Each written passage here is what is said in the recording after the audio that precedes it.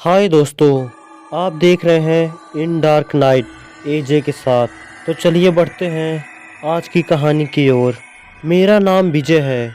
अभी जो छोटी सी आपको भूतिया कहानी में बताने जा रहा हूँ वो मेरी आंखों देखी एक सच्ची घटना है।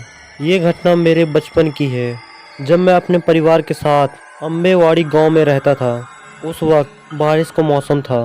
मेरे पिताजी, ताऊजी और मुझे मसाला केकड़ा डिश खाने की इच्छा हुई, पर केकड़ों को नदी पर पकड़ने जाने के लिए बारिश दिन भर रुकी ही नहीं थी। और जब रात को बारिश रुक गई तब पिताजी और ताऊजी ने उसी वक्त नदी किनारे जाकर केकड़ा पकड़ने का निर्णय लिया। उनके साथ पड़ोस के पाटिल अंकल और उनका बेटा बिक्की भी आ रहा था, इसीलिए ताऊजी ने मुझे भी साथ में ले लिया। हमने 3 मसाल साथ में ले ली। नदी किनारे पहुंचकर सभी बड़े लोग केकड़े पकड़ने में जुट गए। मैं और बिक्की थैला पकड़कर खड़े थे और वो तीनों आकर उसमें एक के बाद एक पकड़े हुए केकड़े जमा कर रहे थे। तभी अचानक नदी की दूसरी तरफ झाड़ियों में कुछ हलचल होने लगी। सब लोग उधर ही देखने लगे। फिर ताऊ जी बोले कि कोई लोमड़ी या खरगोश होगा, पर झाड़ियों की हलचल देख के वो लोमड़ी होगी ऐसा तो बिल्कुल नहीं लग रहा था। मुझे ये सोचकर भय लग रहा था कि नदी की दूसरी तरफ पुराना शमशान घाट भी है। उस शमशान घाट के बारे में बिक्की और मैंने भूत प्रेतों के काफ़ी किस्से सुन रखे थे, और ऊपर से वो डरावनी काली रात और वो भयानक आकार घनी वाली झाड़ियाँ। ये सब देखकर तो मुझे उस वक्त ऐसा महसूस हो रहा था कि आज कुछ अनहोनी ज़रूर होने वाली है। केकड़ों की थैली 2 परिवार की ज़रूरत के हिसाब से भर चुकी थी। फिर सब लोग एक पेड़ के नीचे बैठकर केकड़ों का बंटवारा करने लगे। सभी बंटवारे में व्यस्त थे, पर मेरा ध्यान अभी भी उन हिल रही झाड़ियों पर था।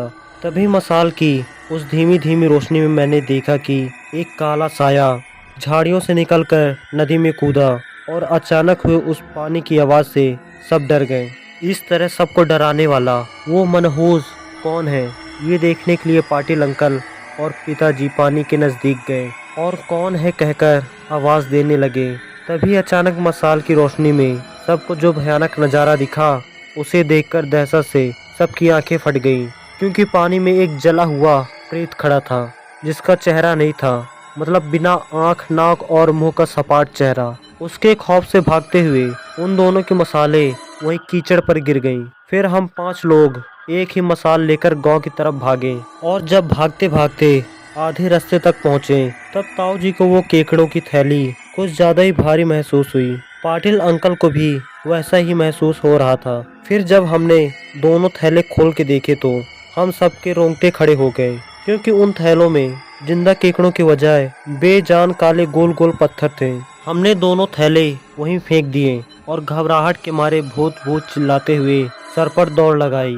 फिर हम गांव के मंदिर में ही जाकर रुके थे।